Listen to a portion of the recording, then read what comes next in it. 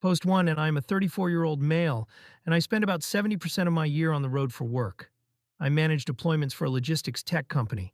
That means red-eye flights, rental cars that smell like someone's gym bag, and hotel rooms where the blackout curtains never quite meet in the middle. I learned how to live out of one carry-on, how to answer emails at 3 a.m. in Houston and then present at 9 a.m. in Toronto like that is normal. I am not complaining. I chose this life.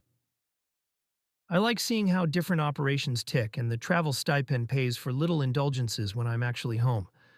Home is a small condo near my dad and my half-brother Noah. Noah and I share a father. He is 31, married to Jenna, and they have a toddler who has my father wrapped around her tiny finger. Family time for me is mostly Sundays when I'm in town. We meet at my dad's place, grill something, and I get tackled by my niece who has an entire vocabulary built around asking me to lift her as high as possible. It is simple and it is grounding. The problem is not my family by blood. It is my family by marriage. Or more accurately, my sister-in-law's parents and siblings. Jenna's mother, Denise, and her older son, Trent, decided somewhere along the line that I am not merely the brother-in-law who travels a lot. I am a walking set of perks. In their heads, my job equals free flights, free hotel rooms, and corporate connections they should get to use. They started small. A casual text from Trent asking if I could buddy pass him to Miami for a bachelor weekend. Then a call from Denise to my father wondering if I could add another room to a conference block at a resort because they were thinking of popping down for some sun. I tried to be polite. I explained that I do not work for an airline and that my corporate hotel rates are tied to work trips. I kept it light. Sorry, cannot help there. Hope you have a great time, though. That should have been the end. Instead, it turned into a running complaint that I am stingy and full of myself. Denise made a habit of saying in front of my niece that Uncle Miles hoards his blessings. She also started telling anyone who would listen that I am never around for family things because I choose work over people. That last part hurt because it is not entirely untrue that I miss things. I missed Noah's first Father's Day dinner. Because a site went offline in Denver, I missed a cousin's graduation because of a snowstorm that stranded me 2 states away. I do not need a Greek chorus narrating that out loud like I am a bad guy. This is where the step-family piece comes in. Denise has decided my father failed Jenna by not giving enough money for the wedding or the down payment on their starter house. She says this at volume and in my direction because my father did help me with grad school tuition a decade ago, and she thinks that means there is some ledger where my side of the family owes hers. Denise complains to my stepmother, too. My stepmother has worked hard to be neutral. She tells me to ignore it. She says Denise is loud because she grew up in a swarm of siblings, where the only way to be heard was to shout. I nodded the first few times. After a year of this, nodding feels like swallowing a mouthful of nails. Things escalated 3 months ago when my company hosted a vendor showcase at a downtown hotel. It was open to the public for part of the day, but the evening reception was invite-only. I had posted a flyer on my Instagram because the morning demos were a good way for younger logistics grads to network. That is the exact moment Denise and Trent began acting like I had built a private amusement park and refused to let them in. Denise sent me a long text that began with, "You should be proud of family," and ended with, "It costs you nothing to add 2 names to the list." I told her the truth. The reception was capped for fire code, and the RSVPs were full. She replied with a string of screenshots where she circled my name on the flyer like evidence in a detective show and added the line "make room." The chatter turned ugly. Trent started tagging me in passive-aggressive posts about how some people forget where they came from when they start traveling for work. Jenna cried to Noah, and Noah called me asking if I could be the bigger person and hand over 2 passes. I said no, and I did not love how quickly my brother folded under pressure, but I also tried to remember that he is juggling night shifts, a sleep training toddler, and a wife whose mother knows every button to push. I kept traveling. I landed, presented, smiled, got on another plane, and tried not to think about the way Denise's comments wormed their way into Sunday dinners. She started asking my father for exact dates when I would be out of town. She would shake her head when the list was longer than a week. She asked in front of my niece whether I was going to miss her preschool recital because I had to go impress strangers. For the record, I left a site early and got there with 15 minutes to spare. My niece waved at me from the stage like I was the guest of honor. Denise took a photo and captioned it with "finally shows up." I muted her account. The next big family event on the calendar is my niece's second birthday party at a kids' play gym that looks like it was built out of foam and sugar. Noah booked the place for a Saturday afternoon. I arranged my schedule so I could be there. My flight lands that morning. I am bringing a collapsible play tunnel because she loves crawling through anything that turns a room into an obstacle course. Jenna seems excited. Noah, too. Denise sent a group text that said, "Do not be late," with a winking emoji. Trent added, "Bring your hotel points." He probably thought he was being funny. I would love to say I'm brushing it off. The truth is, I feel something buzzing under my skin. I keep imagining some scene where Denise tries to make a point at the party because there will be a lot of relatives around. She likes an audience. I can also feel my patience thinning after a year of petty digs. I am good at being the calm one. I am less good when the target shifts from me to my father or my niece. So that is the context. A year of being treated like a wallet that refuses to open. A chorus of in-law voices saying I am never around when I have built my entire adult life around trying to show up when it counts. And a birthday party on the horizon that feels like it has a storm cloud pinned to it. Am I the jerk for refusing to hand out access and perks to my sister-in-law's family? And for pushing back when they say my travel makes me a bad brother and a bad uncle? First comment, NTA. You do not owe Denise or Trent a single perk from your job. Their entitlement is off the charts, and the travel shaming is just a tactic to make you feel guilty enough to cave. Second comment, soft ESH. They sound obnoxious, but you admit you miss milestones.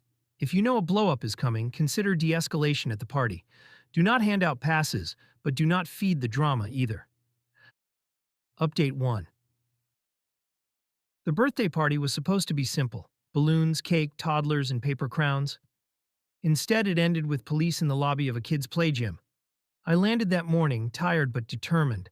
I brought the tunnel I'd picked out for my niece, wrapped in bright paper. She shrieked when she saw me and insisted I crawl through it with her before we even had cake. That moment alone was worth the red-eye. Then Denise arrived. She swept in with Trent and two of her sisters. None of them had RSVP'd, and the guest list was already maxed. The front desk staff tried to explain, but Denise waved them off, saying, "Family doesn't need a head count." Inside, she immediately started needling me, loud enough for the room to hear, "Miles, how many trips have you missed this year?" Do you even remember her first words? I kept my voice calm. "I'm here now. That's what matters." But she wanted a scene. When it came time for pizza, she pulled out her phone and told me to be useful and order a stack of gift cards with my corporate perks so they could make a night of it. I said no. She raised her voice. "You travel all year and won't share a dime?" Selfish guests stared. My niece looked confused. Trent chimed in, muttering about how I think I'm above the family. I finally snapped, "I'm not your bank." Stop asking. Denise shrieked like I'd cursed at her. Then she shoved the tunnel gift off the table, knocking over cups of juice. Staff came running. My brother tried to calm her down, but Denise kept yelling. And when they asked her to leave, she refused. Someone must have called 911 because minutes later, 2 officers showed up. They separated us, took statements, and told Denise she needed to go or face charges for disorderly conduct. She screamed that I should be removed for threatening her. The officers asked if I wanted to press charges. I said no, but I did tell them she wasn't welcome near me again. They issued a formal trespass warning for the venue, and one officer gave me information about filing for a restraining order if the harassment continued. The party limped on, but the mood was broken. My niece still wanted me to crawl through the tunnel, though. So we did. That's what I'm holding on to. Now half my family is texting that I escalated things. Denise claims I called the cops on a grandmother at a birthday party. I didn't, but that's the story going around. First comment, NTA. Denise caused a scene, shoved your gift, and refused to leave. You didn't call the cops, her behavior did. Second comment, NTA. The fact police had to be involved at a toddler's birthday says everything about her. not you. Update 2. The fallout from the party has been worse than I expected. It feels like every relative with a phone has weighed in. The day after my dad called, trying to be diplomatic, he said, "Son, I know Denise went too far, but maybe you could have let it slide. It was a child's birthday." I reminded him I wasn't the one who knocked juice all over the table and screamed at staff. He sighed and said, "Still, family is family." Then came the group texts. One of Jenna's cousins wrote, "You embarrassed her mother in front of everyone. Don't punish the whole family for one bad moment." Another said, "If you care about your niece, you'll find a way to forgive." Even my stepmom, who usually tries to stay neutral, told me, "For your brother's sake, just smooth things over. Noah doesn't need more stress." Meanwhile, Denise has been on a full campaign. She posted a long Facebook rant about how she was humiliated and threatened by her son-in-law's brother at a toddler's birthday. People who weren't even there are commenting things like, "How could he do that to family?" The kicker? She showed up at my dad's house uninvited, demanding to see her granddaughter and crying about how I'm trying to cut her off. Dad let her in, which turned into another screaming match between her and my stepmom. I've kept quiet publicly. No posts. No long explanations. I don't want to drag my niece's birthday into more drama. But it's infuriating watching people twist the story into me being cruel or heartless. I keep telling myself the truth. I didn't escalate. The police were called because Denise refused to leave when staff asked her to. I didn't press charges. I just drew a line. But the guilt trips keep rolling in. She's your niece's grandmother. Don't make the little girl suffer. Can't you be the bigger person? I'm tired of being told that being the bigger person means being a doormat. First comment, NTA. They're using your niece as a pawn. Setting boundaries with Denise doesn't mean you don't love your niece. Second comment, NTA. Family is just code for let her keep mistreating you. You've been more patient than most would. Update 3. I thought avoiding Denise for a few weeks would cool things down. I was wrong. Last Saturday, Noah invited me to a family dinner at a casual Italian place. He swore Denise wouldn't be there. I should have known better. Halfway through the appetizers, she swept in with Trent at her side like she owned the room. The second she saw me, she raised her voice. There he is. The nephew ruiner. The birthday Grinch. People at other tables turned to stare. My niece started crying, and Noah looked like he wanted to crawl under the table. I tried to stay calm. I said, "Denise, I'm eating dinner. Leave me alone." That was enough for her to ramp up. She started pointing at me, yelling, "He threatened me at my own granddaughter's party. He called the cops on me." None of which is true, but it didn't matter. A crowd was gathering. The manager came over, asked her to lower her voice. She refused. Trent started shouting, too, saying, "I thought I was better than the family because I travel so much." When staff tried to escort them out, Denise pushed a chair over. At that point, the manager called 911. When the officers arrived, they recognized me from the birthday incident. I gave a short statement. Denise kept screaming that I was ruining her life. The officers told her she was trespassing and disruptive, and this time they wrote up an incident report. They strongly suggested I file for a restraining order, since this was the second public scene in under a month. I didn't want to, but watching my niece's face streaked with tears while her grandmother shouted in a restaurant convinced me. Monday morning, I filed. The paperwork is moving. Denise will be served in the next week. Now my phone is blowing up again. Cousins are saying I've gone nuclear. Jenna texted me crying, saying I'm tearing her family apart. Even Noah begged me to reconsider because it'll make holidays impossible. I don't want to be here. I don't want court documents and police reports. But what choice did Denise give me? I can't keep letting her crash into every family gathering, screaming accusations until cops show up. First comment, NTA. Filing for a restraining order isn't nuclear. It's protecting yourself. Denise has shown she won't stop otherwise. Second comment, NTA. You didn't call cops at the party, and you didn't invite her to dinner. She forced both situations. This is on her. Update 4. The restraining order paperwork went through faster than I expected. Denise was officially served last week. Predictably, it set off another round of chaos. Noah called me first, voice tight. He said, "Do you realize what you've done?" Mom's devastated. Jenna hasn't stopped crying. Now we can't even invite her to family events without worrying about you. I told him flatly, that's the point. I won't keep letting her show up and attack me in public. Dad tried the guilt angle. He said, "Son, this isn't how families fix things. Court orders, police. This will stain everything." I told him. What stains everything is her screaming at me in front of your granddaughter while you all sit there and do nothing. He went quiet. Even my stepmom, who usually plays peacemaker, asked if I could find a compromise. I said there's no compromise with someone who makes every event into a stage. If that means holidays look different, so be it. I finally drew the line with Noah. I told him, if you want Denise at your house, that's your choice. But if she's there, I won't be. If you want me at events, she can't be there. It's that simple. He tried to argue that I was making him choose between his mother-in-law and his brother. I said, no, Denise made that choice every time she created a scene. I'm just setting boundaries. The truth is, I'm exhausted. I spend most of my year on planes and in hotels, and the little time I have at home is supposed to be grounding. Instead, it's been nothing but police reports and family guilt trips. I can't keep doing this. So the boundary stands. No Denise or no me. If that means fewer Sunday dinners, fewer birthday parties, fewer holidays, then so be it. I'll spend my time with people who don't see me as a walking ATM or a villain for refusing to cave. First comment, NTA. Setting boundaries isn't making anyone choose. Denise forced this. You're just protecting your peace. Second comment, NTA. If your brother wants to let his mother-in-law run the show, that's on him. You've given enough chances. Update 5.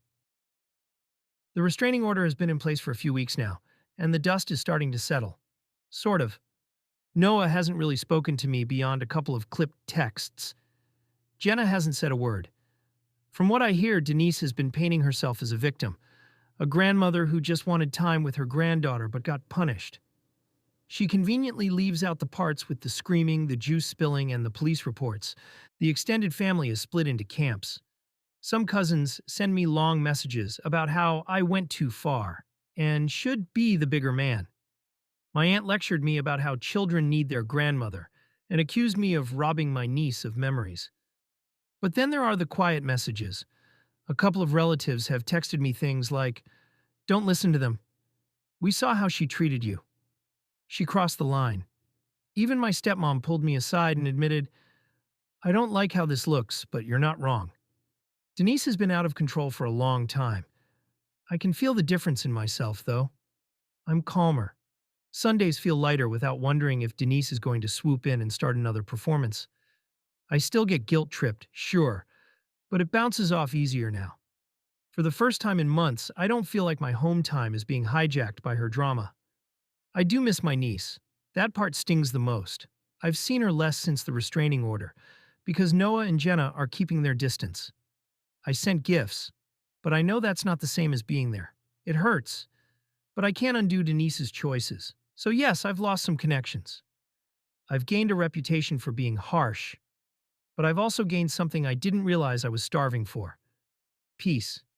First comment, NTA. Peace is priceless. Denise brought this on herself. Don't let anyone convince you otherwise. Second comment, NTA. Some relatives will never get it, but the quiet support means people know the truth. Hold on to that.